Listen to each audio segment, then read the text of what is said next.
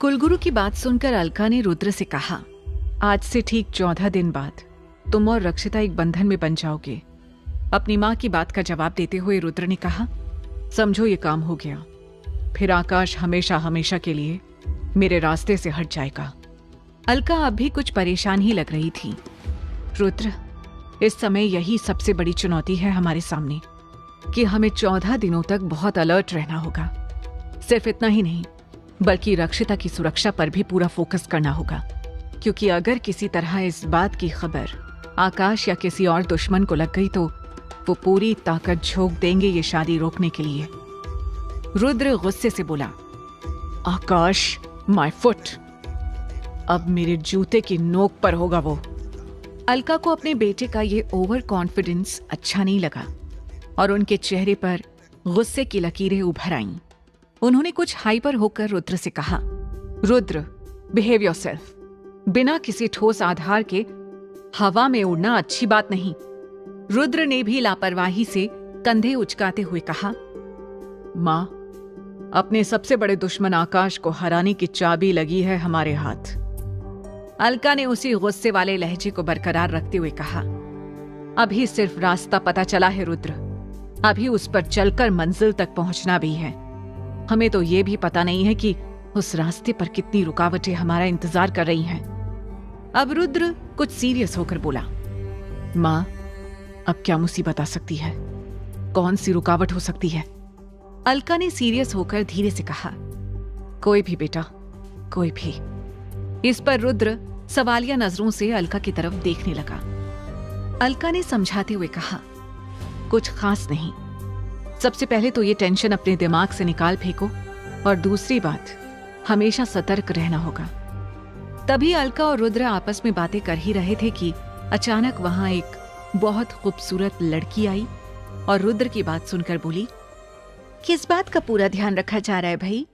जरा मैं भी तो सुनूं। अलका शॉक्ड होकर बोली, अरे एनी, तुम कब आई? एनी ने स्टाइल मारते हुए पोज बनाया और जवाब दिया, जस्ट नाउ ममा। क्या मैंने रॉन्ग टाइम पर एंट्री मारी है? तब अलका ने उसके गाल पर हाथ फेर कर कहा, अरे नहीं, बल्कि तुम तो एकदम परफेक्ट टाइम पर आई हो। एनी कुछ समझ नहीं पाई। उसने एक्साइटेड होकर अलका से पूछा, मतलब? मैं कुछ समझी नहीं ममा। रुद्र ने कुछ कहने के लिए मुंह खोला ही था कि अलका ने एकदम से जवाब दिया, हम तुम्हारे लिए भाभी लाने की तैयारी में हैं।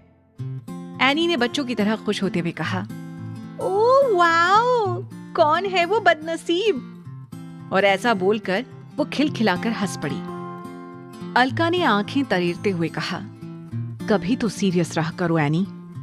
तब एनी ने सीरियस बनने का नाटक करते हुए कहा, ओके ओके, पर ये बताओ कि अभी 2 दिन पहले तक तो भाई का ऐसा कोई प्लान नहीं था, फिर यूं अचानक? इस पर थोड़ा सीरियस होते हुए अलका ने जवाब दिया, वो तेरे काम की बात नहीं है, जितनी काम की थी बता दी, अब चलती बनो।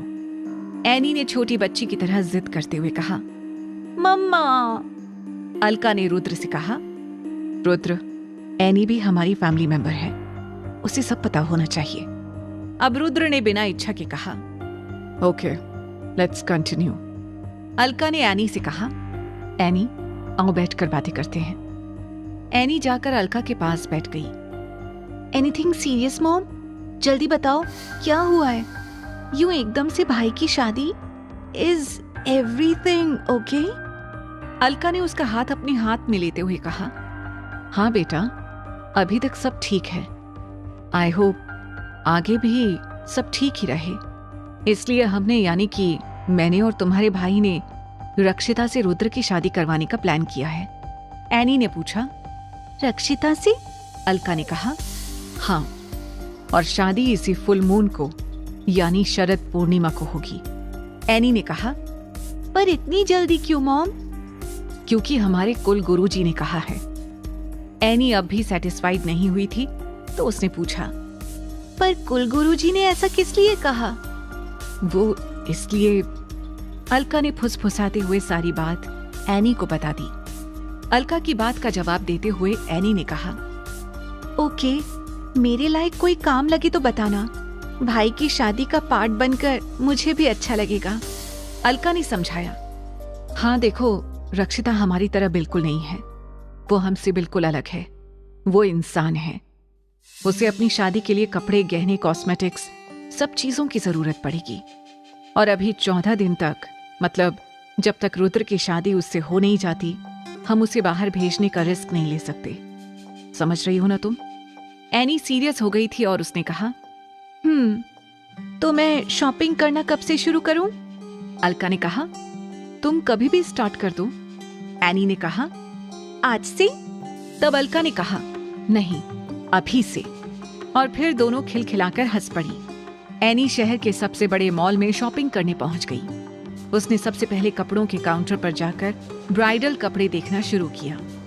जो कपड़े उसे पसंद आते जा रहे थे, उन्हें वो साइड में करने को कहती जा रही थी।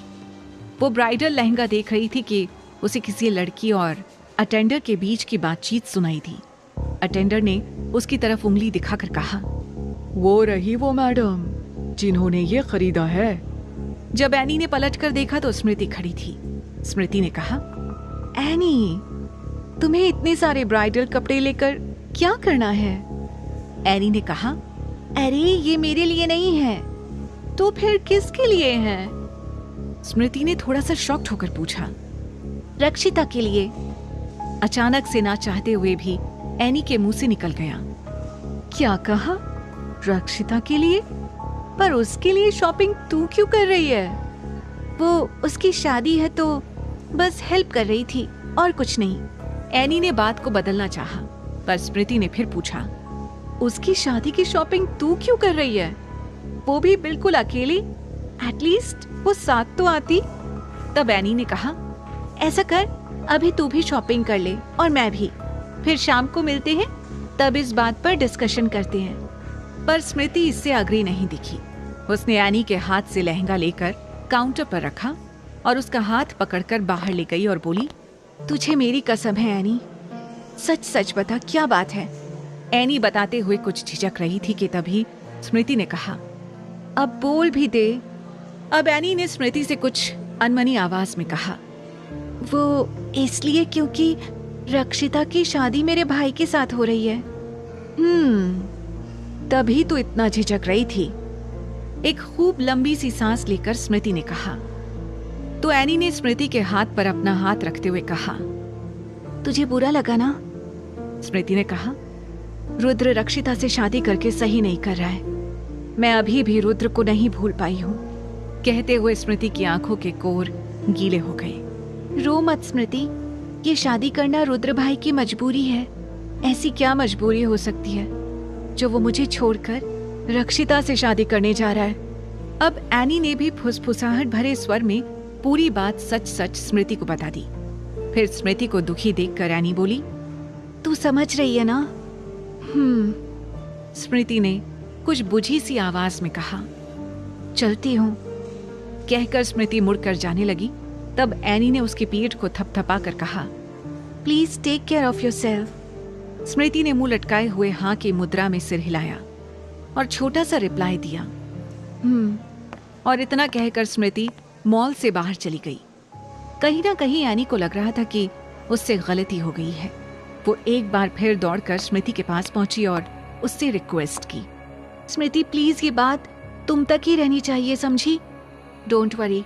कहकर स्मृति वहां से चली गई। एनी ने राहत की सांस ली और खरीदे हुए कपड़े पैक करवाकर घर ले आई। दूसरी तरफ स्मृति मॉल से सीधे आकाश के पास पहुंच गई और उससे बोली, भाई तुझे पता है रुद्र रक्षिता से शादी कर रहा है। आकाश ने बुरी तरह चौंकते हुए कहा, क्या? तुझे ही किसने बताया? स्मृति ने कहा, एनी ने। आकाश ने कुछ याद करते हुए कहा, एनी? वो रुद्र की बहन? स्मृति ने सीरियस होकर कहा, हाँ भाई, और वो भी इसलिए ताकि वो तुझे मार सके। आकाश ने स्मृति के गले में हाथ डालकर उसे समझाया, आई प्रॉमिस स्मृति, 14 दिन के पहले ही उस रुद्र का कटा हुआ सिर तुम्हारे कदमों में होगा।